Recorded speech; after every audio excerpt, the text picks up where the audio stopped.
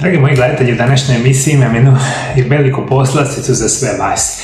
Dati ću vam jedan mojih programa prirodnih liječenja, parazita. Paraziti su čest problem velikog broja osoba.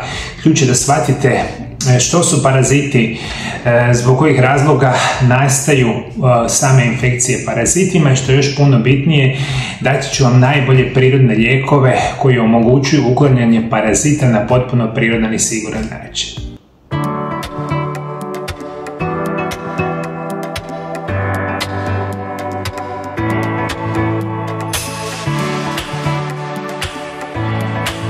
I mi kada govorimo o infekcijama parazita, oni se učestalo dobivaju. Ono što ja gledam u svojoj ordinaciji svaki dan, biti će da veliki broj vas jednostavno od infekcije parazitima zapravo oboljeva jako dugo vremena i ne možete ih se riješiti. Međutim, prateći određene protokole, specijalno prirodnih liječenja, dajete si najveću šansu da jednog dana ih uklonite prirodno i sigurno.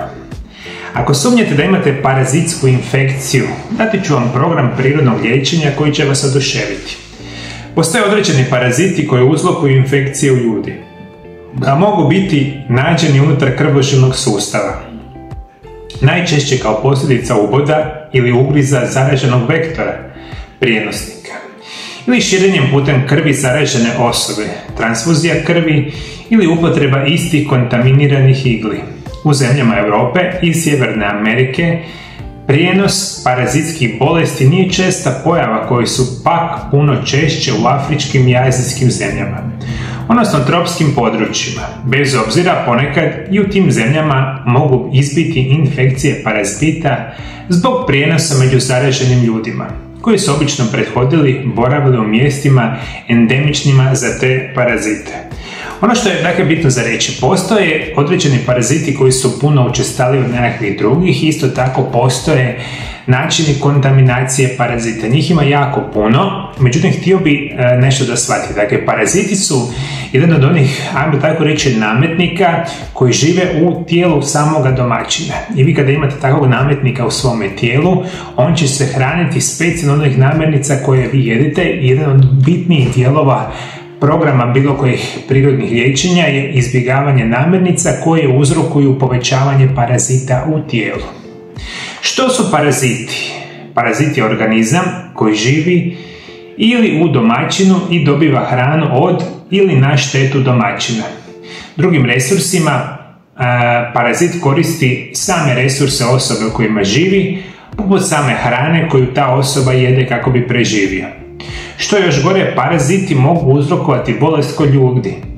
Određene vrste bolesti uzrokovane tim organizmima lako se liječe, dok neke nisu.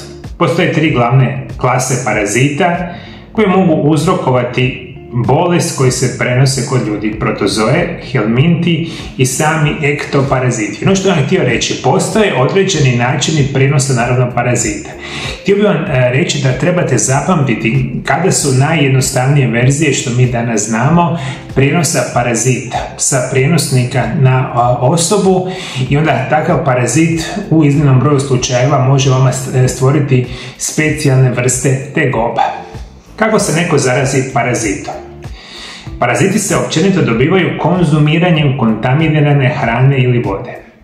Ali ljudi s neuravnoteženom crijevnom florom, sindromom curenja crijeva ili oslabljenim imunološkim sustavom mogu biti osjetljiviji.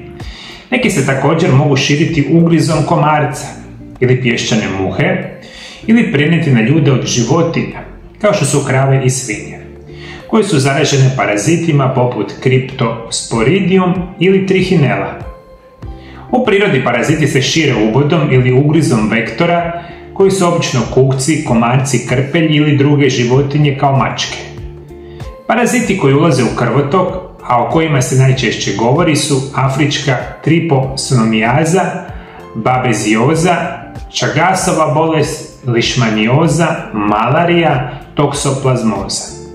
Jedan od potencijalnih uzroka parazita jedan je svinjetina, osobito ako je nedovoljno kuhana ili sirova. Svinjetina može nositi parazite i crve zbog loših uvjeta u kojima se obično uzgajaju. Pa ako je ova vrsta mesa redovito uključena u vašu prehranu, postoji mogućnost da ste podložni nošenju parazita. Druge vrste nedovoljno kuhanog mesa i morskih plodova također mogu prenijeti štetne organizme, uključujući govedinu, školjku i rakove. Međunarodna putovanja još su jedan potencijalni uzrok. Ako živite u Europi ili ako ste ikada bili u nekoj drugoj zemlji poput Kine, Indije, Afrike i Meksika, postoji šansa da ste pijenjem lokalne vode ili jedanjem lokalne hrane unijeli parazita u tijelo. Kontaminirana voda, ne samo pitka voda, već vodu iz bazena, hidromasažnih kada, jezera, rijeka, oceana i sl.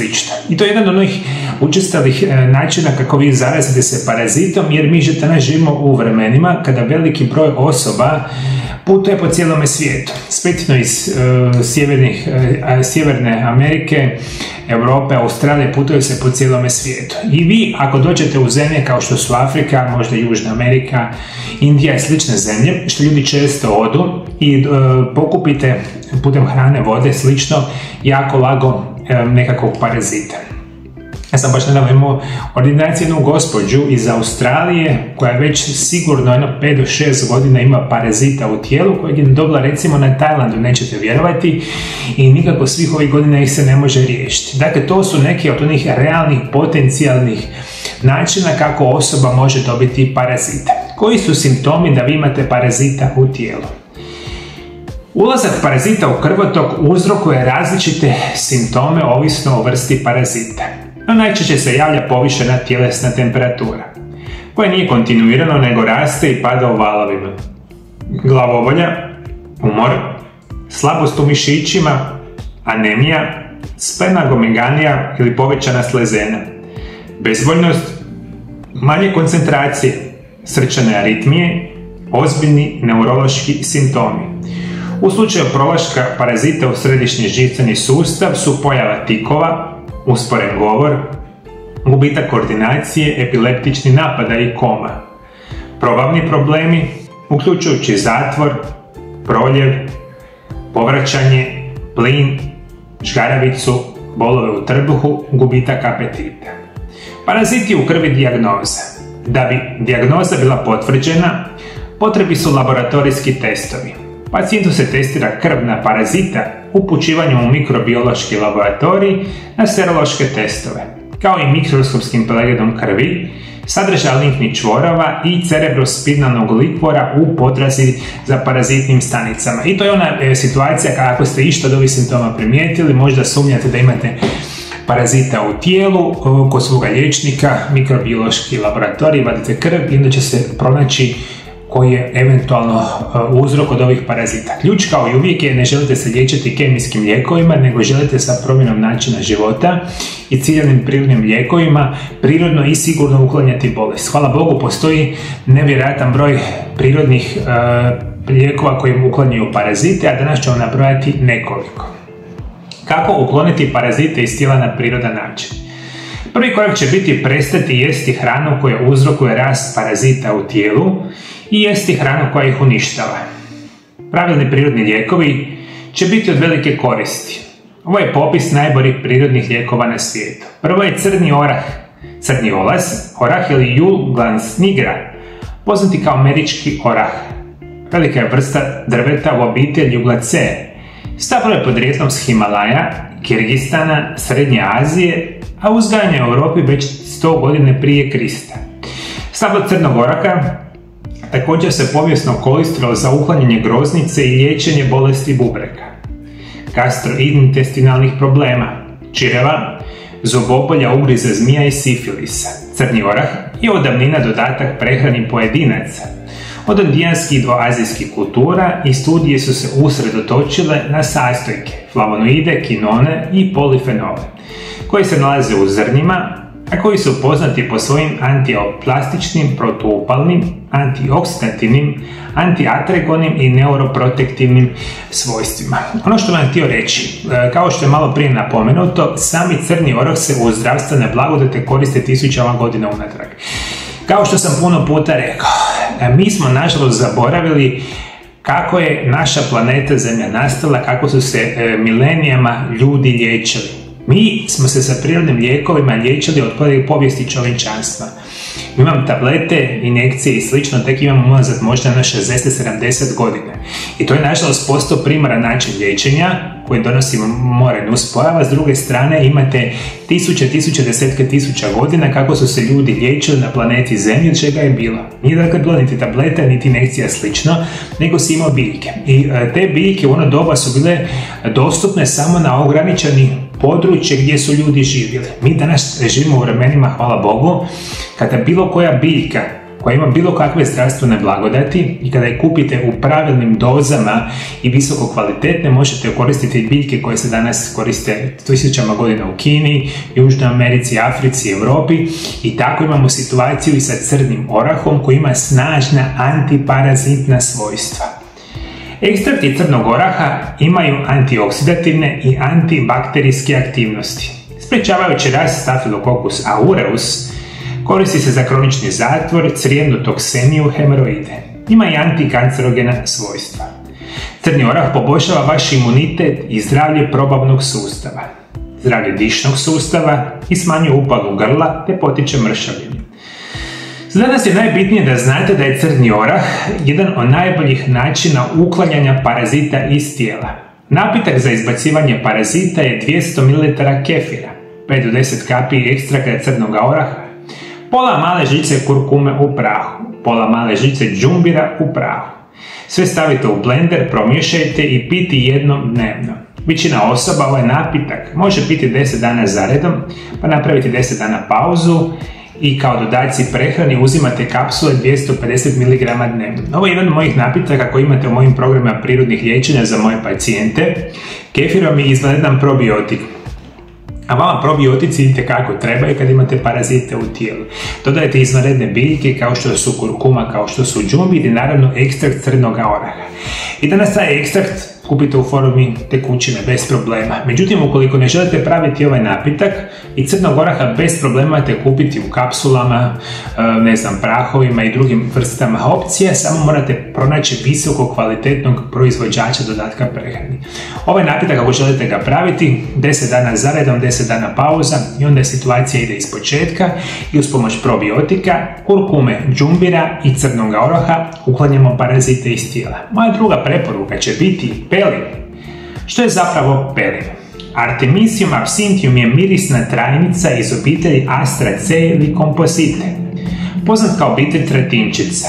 Ova biljka ispušta aromatičan miris i ima ljutkast gorak okus. Biljka pelin podrijetlom je iz Europe i dijelova Afrike i Azije. Danas također raste samoniklo u Sjedinjenim Američkim Državama, najčešće uz ceste ili staze. Pelin se može koristiti svjež ili osušen i svi nadzemni dijelovi biljke, stabljike, listovi, cvjetovi imaju ljekovitu primjenu, a čaj od pelina se obično pije za niz bolesti. Pelin sadrži niz kemijskih sastojaka važnih za naše zdravlje. Biološki aktivni spojevi pelina su acetilen, askorbinska kiselina, azuleni, karotenoidi, flavonoidi, lignani, fenolne kiseline, tanini. Pelin se koristi u različitim oblicima, tablete, ekstrakti i čajevi. I ono kasnije ćemo reći jedan napitak koji možete piti za izbacivanje parazita u tijelu. Ključ je da shvatite da je ovo isto jedna od onih biljaka koji se stotinama i tisućama godina unatrag koristi iz raznih zdravstvenih blagodati, međutim sigurno znamo da je jedna od najboljih biljaka na svijetu koja ima snažna antiparazitna svojstva. Artemisinin je ekstrakt izoliran iz biljke Artemisia annua ili slatkog pelina. Artemisinin je biljni lijek koji je najjači antimalarik na tržištu. Poznat je po brzom smanjenju broja parazita u krvi oboljelih od malarije. Pelin ima izvanredan učinak na probavne bolesti, kao što su Kronova bolest, sindrom iritabilnog crijeva i ulcerozni kolitis i slične bolesti. Prema najnovijim istraživanjima, artemisinin se može boriti protiv željezom obogaćenih stanica raka dojke, slično kao što uklanja parazite ugoznične malarije, što ga čini potencijalnom prirodnom opcijom za liječenje raka za žene s rakom dojke. Studije in vitro pokazuju da eterična ulja pelina imaju antimikrobno djelovanje. Djeluje protiv nekoliko sojeva bakterija, uključujući Escherichia coli, salmonelu, čak djeluje protiv nestanice, što je nevjerojatno bitno za reći. Pelin je jedna snažna gorka biljka i kada god imate neke od gorkih biljaka, ja sam to puno puta vama pričao, recimo u mojoj knjizi koja se naziva Čudesni prirodni lijekovi, prvi dio, opisujem mnoge biljke i njihove znanstvene blagodati. Ovdje imam dosta biljaka i čak imate nekoliko biljka koje imaju upravo ta snažna gorka svojstva. Kada god je nekakva biljka gorka, onda najvjerojatnije ima nevjerojatan bitan utjecaj na zdravlje vaše probave. Kako se uzročnici tih parazita često gomilaju u probavnom sustavu, pelin je izvanredna biljka i za probavne poteškoće, ali i za uklanjanje parazita. Vodite računa da se pelin ne smije uzimati duže vrijeme. Ako imate kroničnu bolest i svakodnevno pijete velike količine lijekova, prije uzimanja pelina morate se posavjetovati sa liječnikom. Kako napraviti čaj? Sve što trebate je dodati jednu žličicu čaja od pelina, suhi listovi u 200 ml kipuće vode. Ostavite listove da otpuste svoje sastojke u vodi najviše 10 minuta. Vodite računa o tome, jer ako ga ostavite duže vrijeme, čak će postati jako gorak.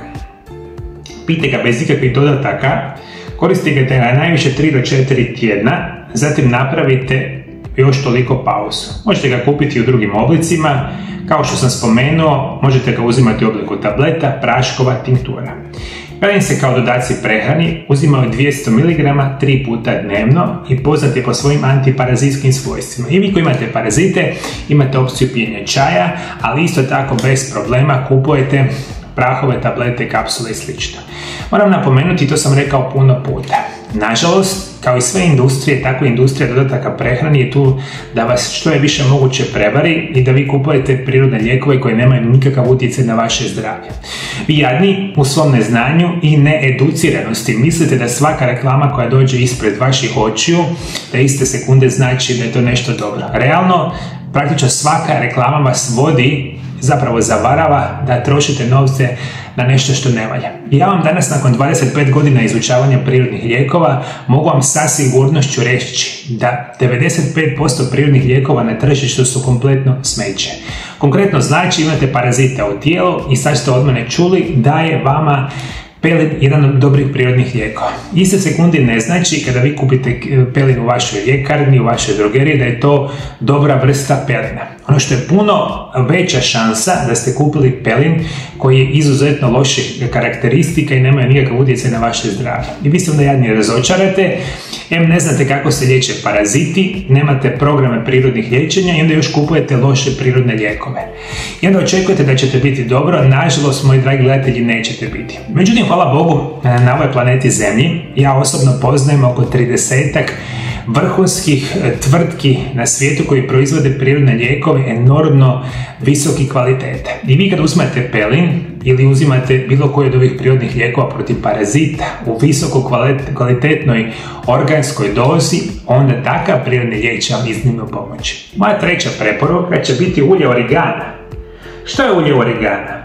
Origano ili Origanum vulgare je biljka koja je član obitelji metvice i labite. Smatra se dragocjenom biljkom više od 2500 godina. U tradicionalnoj se medicini koristi dugo za liječenje prehlade, probavnih smetnji i želuca. Za proizvodnju samo 1 kg esencijalnog ulja origana potrebno je preko 1000 kg divljeg origana. Aktivni sastojci čuvaju se u alkoholu i koriste se u obliku esencijalnog ulja i topikalno na koži i izvana. Kada se od njega napravi ljekoviti dodatak ili esencijalno ulje, onda se smatra čisto ulje origana. Kao što je gore spomenuto, ulje origana se smatra prirodnim alternativom antibioticima. Ulje origana sadrži 2 snažna spoja koji se nazivaju kavrakrol i timol, a oba su spoja u studijama imaju snažna antibakterijska i protugljivična svojstva. Ulje origana ima mnoge zdravstvene blagodati, za uklanjanje parazita koristi se 500 mg 4 puta dnevno. I to je ono što bih vam rekao, dakle za ovaj dio emisije imate mi 3 prirodna lijeka, rekao sam ja, to je jedan od mnogih opcija mojih antiparazitnih programa, ali za vaše razumijevanje crni orah, pelin i ulje oregana bi vam mogli izvanredno pomoći. Još ću reći ukratko koje biljke, koje recimo čak začini možete koristiti, koji imaju snažna antiparazitna svojstva, pa da ih možete koristiti u svojoj svakodnevnoj hrani. Vodite računa da češnjak i luk, oba ova povrća za jačanje imuniteta imaju antiparazitne učinke zbog svojih sumpornih spojeva i antioksidanasa, koji mogu uništiti patogene organizme. Određeno začinsko biljke, poput origana i džumbira, može imati antibakterijsko i antiparazitno djelovanje, jer pomaže povećati proizvodnju želučane kiseline koja može ubiti parazite i spriječiti infekcije. Kokosovo ulje ima antibakterijska i antimikrobna svojstva. Hrana bogata probioticima.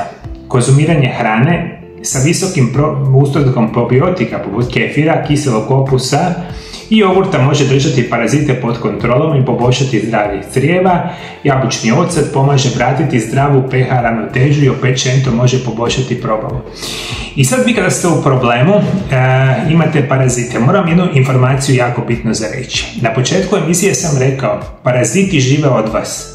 Prevedeno znači paraziti na određenom broju namirnica izvanredno rastu. Dakle, kad vi pojedete takvu vrstu namirnica, enormno hranite te sojeve parazita koji se samo množe enormnim tempom. Prva namirnica koju apsolutno morate izbaciti iz prehrane će biti šećeri. Sve što u sebi ima šećera, rafiniranog prerađenog šećera, što znate i što ne znate morate izbaciti iz prehrane. Svaki puta kad pojedete kolač, kad pojedete, nutelu, sladoled, slatka pića, alkohol kad konzumirate, enormno paraziti rastu na šećerima. Druga vrsta namirnica će biti sve na bazi praktično bijeloga brašna.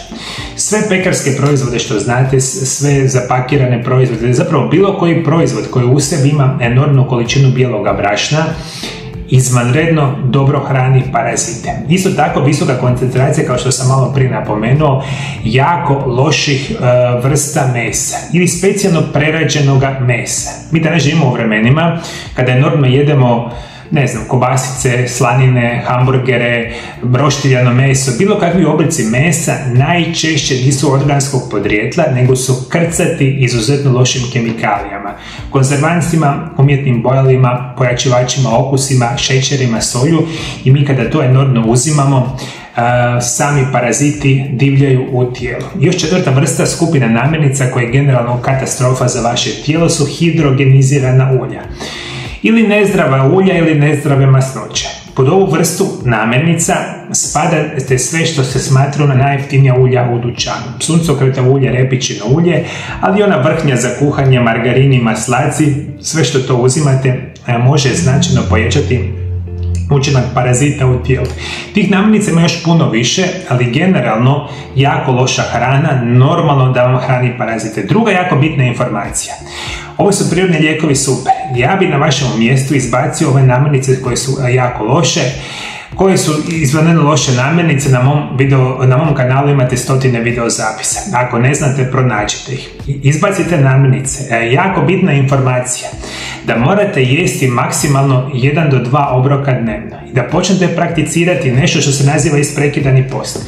Svi koji još niste, štete će vam biti da niste naučili prakticirati isprekidani post. Ova ovdje knjiga je moja prva knjiga koju sam izdao krajem prošle godine i vezana je uz isprekidani post. Isprekidani post vam je najzdraviji način prehrane na svijetu. I u knjizi kada naučite kako se prakticira isprekidani post i sa znanjem isprekidanog posta i prakticiranjem ovoga što piše u samoj knjizi, imate nevjerojatnu šansu parazita ukloniti. Prevedeno vam ovo znači, što vi više puta dnevno jedete, a to vam je nametnuto putem medija, televizije, interneta, medicine, prehrambenih industrija, vi više hranite parazite. Što vi jedete manje broj obroka dnevno, bit će bolje za vas, i onda još kad ciljano jedete zdrave namirnice, onda ti paraziti se ne mogu hraniti. Dakle, jedete 1 do 2 obroka dnevno maksimalno i minimalno pravite 16 do 18 sati svaki dan pauzu od hrane, od namirnice. Dakle, ne jedete taj vremenski period.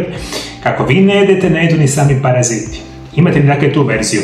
Uzimate isprekidani post, izbacite loše namirnice, ubacite dobre i onda ubacite neke od ovih prirodnih lijekova koji mogu vam pomoći. I onda na duge staze si date šansu da se ta situacija riješi. Naravno, veliki broj vas to ne zna kako raditi i ovo sve što sam ja govorio i puno puta vam govorim, vama treba stručna medicinska pomoć. Vi, nažalost, to ne tražite, sami se liječite pa to bude najčešće jako loše, međutim ovo su moje dobro namjerne preporuke za sve vas da saznate da se mogu i ti paraziti ukloniti iz vašeg tijela. Ključ je zdrav način života, prakticiranje isprekidanog posta i uzimanje ciljanih prirodnih lijekova i onda ćete imati nevjerojatnu šansu zapravo ukloniti parazite iz vašeg tijela na potpuno prirodan i siguran način. Moji dragi gledatelji, hvala lijepo što me pratite. Pratite me i dalje. Bog vas blagoslovio. Bog blagoslovio vašu obitelj. Vidimo se drugi puta. Lijepi pozdrav.